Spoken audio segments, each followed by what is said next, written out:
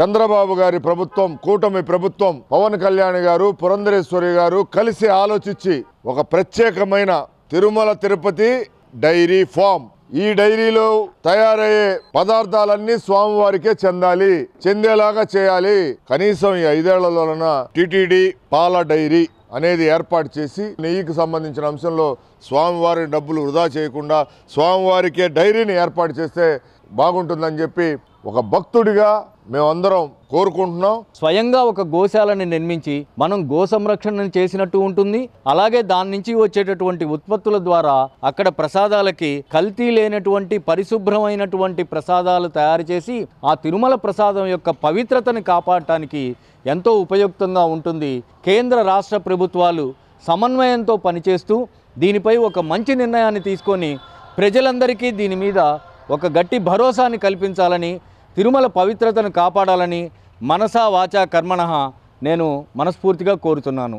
మనం ఎందుకు వేరే కల్తీ తయారైన నెయ్యిని ఎందుకు తెచ్చుకుంటున్నాము, మనం ఎందుకు నెయ్యిని ఇక్కడ తయారు చేసుకోలేమన్న అంశం పైన టీటీడీ కానీ ఏపీ ప్రభుత్వం కానీ ఆలోచించాల్సిన అంశం ఇది. పాల నుంచి వచ్చే నెయ్యిని తీస్తే ఎటువంటి కల్తీలకు కూడా ఆస్కారం లేకుండా ఉంటుంది కదా అన్న దిశగా టీటీడీ ఆలోచించాల్సిన అంశం ఇది. టీటీడీకి ఏం తక్కువైంది? వనరుల విషయంలో కానీ డబ్బుల విషయంలో కానీ అన్ని విధాలుగా దాతలు ముందటకు వచ్చి చేస్తారు. ఎస్పెషల్లీ ప్రసాదం మీద వచ్చేటువంటి డబ్బుతోనే ఒక గోశాలను ఎందుకు మెయింటైన్ చేయలేకపోతున్నాం? వారి ఆలోచన ఆ విధంగా సాగాలని చెప్పి ఒక హైందవ బిడ్డగా ప్రతి ఒక్కరిని కూడా కోరుకుంటున్నాను. తిరుమల తిరుపతి క్షేత్రం మాత్రమే గోశాలను మెయింటైన్ చేసి మొత్తం ఈ నెయ్యి, పాలు, అనేక రకాలైనటువంటి ఉత్పత్తులను తమ సొంతానికి ఉపయోగించి భక్తుల మనోభావాలను గౌరవించే విధంగా ఉంటుందని చెప్పి మేమందరం భక్తులను కూడా భావిస్తూ ఉన్నాం.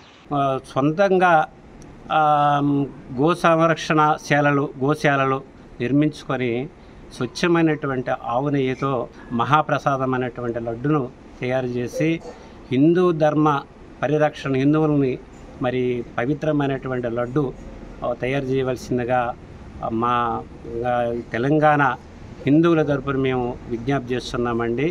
టీటీడీ తిరుమల తిరుపతి దేవస్థానమే నిర్వహించి అక్కడ ప్యూర్ ఖచ్చితమైన నిజాయితీ అయిన నీతితో లడ్డూని తయారు చేసి మనోభావాలు దెబ్బతినకుండా తిరుమల తిరుపతి దేవస్థానం వాళ్ళకి తప్పకుండా సొంత డైరీ ఉండటం కావాలని భక్తులందరూ కూడా కోరుకుంటున్నారు. తిరుపతి దేవస్థానంలో పువ్వులు, పండ్లు, అదేవిధంగా అన్ని రకాలుగా అక్కడే తయారవుతున్నారు. అదేవిధంగా ఈ గోశాల కూడా అక్కడే నిర్మించి తదానుకూలంగా దాన్ని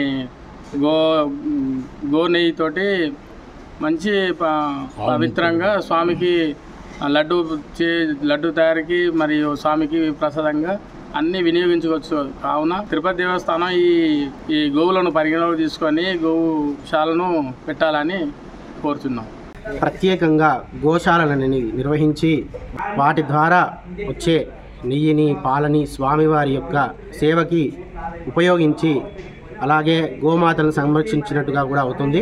కాబట్టి ఈ యొక్క కార్యక్రమాన్ని నిర్వహిస్తే బాగుందంటే మేము తెలియజేస్తున్నాము. ఇతర డైరీల పైన ఆధారపడి వారు పంపించేటువంటి నెయ్యి నాణ్యమైనదా కాదన్నటువంటి అనుమానాలు రేకెత్తినటువంటి నేపథ్యంలో మనం ఒక తిరుమల తిరుపతి దేవస్థానమే ఒక సొంత డైరీని ఎందుకు నిర్వహించకూడదు అన్నటువంటి ఆలోచన కూడా చేయాల్సినటువంటి ఆవశ్యకత ఉంది.